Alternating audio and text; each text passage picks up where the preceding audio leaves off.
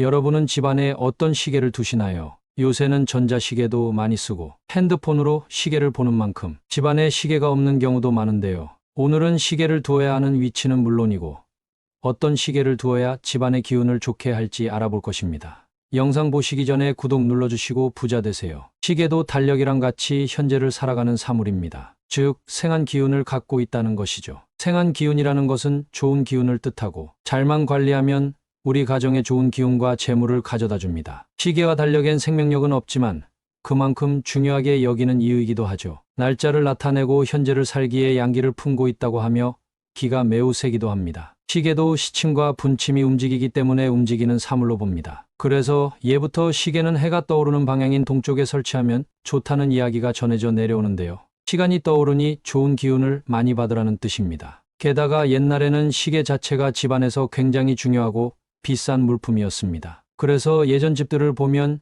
시계가 사람 키보다 큰 것을 많이 볼 수 있습니다. 또한 지역에서 중요한 지역들에는 큰 시계탑이 있죠. 그것은 권위를 상징하고 또한 시계, 즉 이 시간을 관리한다는 국가 지도자의 모습을 보여주는 것입니다. 여러분들의 어렸을 적을 떠올려 보세요. 집안에 괴종시계 하나쯤은 다들 있으셨을 텐데요. 괴종시계는 움직이는 시계인데요. 움직인다는 것은 기가 살아있는 것입니다. 즉 생한 기운이 깃든 것이죠. 따라서 괴종시계를 집안에 둔다면 집의 기운을 살리고 집안 구성원들의 복을 끌어올릴 수 있습니다. 시계의 모양도 매우 중요합니다. 둥근 모양의 시계가 좋은데요. 둥근 것은 기운이 잘 돈다는 것입니다. 뾰족 삼각형 모양은 기운이 잘 돌지 않아 기운이 깨졌다고 이야기를 많이 하고요. 따라서 집안에 시계를 둘 때는 둥근 모양이거나 팔각형의 대칭 있는 모양이 매우 좋습니다. 시계는 집안에서도 거실에 두는 것이 제일 좋습니다. 전자시계든 아날로그 시계든 마찬가지인데요. 시계는 생한 기운과 양의 기운을 갖고 있기 때문에 시계를 거실에 배치한다면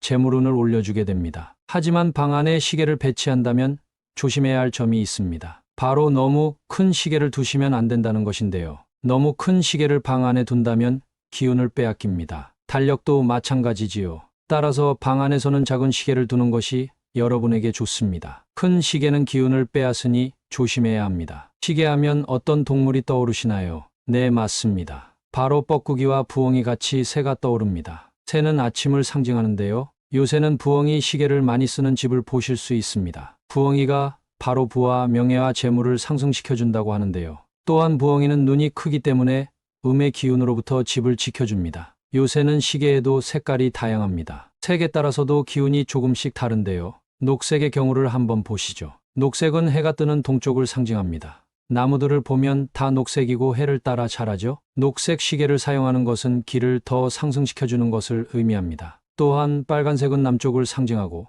태양을 뜻합니다. 따라서 양의 기운이 가장 강렬한 색이죠. 노란색은 돈을 나타냅니다. 색깔 자체가 황금을 뜻하고 따라서 재물운을 불러다 줍니다. 하지만 흰색은 조심해야 합니다. 흰색은 서쪽을 나타내고 기운이 기울어 있는 색깔입니다. 따라서 집안에 흰색 시계가 많다면 몇 개를 치우셔야 합니다. 검정색도 좋지 않습니다. 북쪽을 나타내고 겨울을 상징하는데요. 아무래도 좋은 기를 눌러주는 기운이 있기 때문에 집안에는 녹색, 빨간색, 노란색의 시계를 사용하시는 것이 제일 좋습니다. 요새는 디지털이 발달되어 전자시계들을 많이 쓰시죠. 하지만 웬만하면 움직이는 초침시계를 쓰시는 것을 추천드립니다. 전자시계는 초가 움직이지 않습니다. 흘러가는 느낌이 없는 것이지요. 초침시계는 각 침들이 움직이며 살아있는 느낌이 납니다. 흘러가는 것이 보이는 것입니다. 움직인다는 것은 기운을 더욱 강하게 만들어주니 집안에서는 전자시계보다는 움직이는 초침시계를 사용하시는 게 매우 좋습니다. 간혹가다 초침이 없고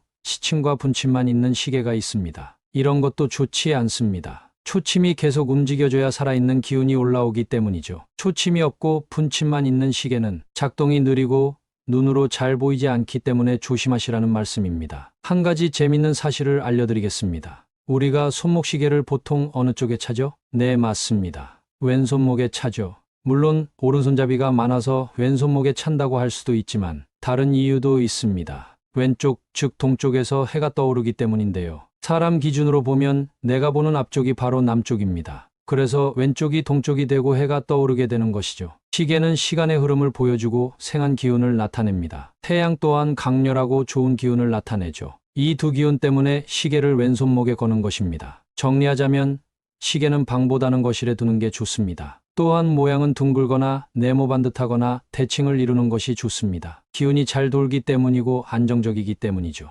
또한 초침이 있는 아날로그 시계가 좋습니다. 팁을 주자면 해바라기 모양이 좋습니다. 해바라기도 둥근 모양이고 게다가 노란색이죠. 노란색은 돈을 뜻하는 색깔이고 재물을 불러옵니다. 또한 안에 씨앗도 많아서 그 씨앗이 재물과 자손을 불러온다고 합니다. 오늘도 유익한 풍수 시간이 되셨나요? 풍수는 어떻게 보면 아주 사소한 것입니다. 하지만 이런 사소한 것들이 모여 운이 되고 대운이 되고 내게 건강과 재물과 복을 가져다 주는 것이지요. 따라서 누군가는 코웃음을 칠 수 있는 이런 풍수를 등한시하지 마시고 하나하나 잘 갖고 가시기를 바랍니다. 여러분 모두 부자 되세요. 감사합니다.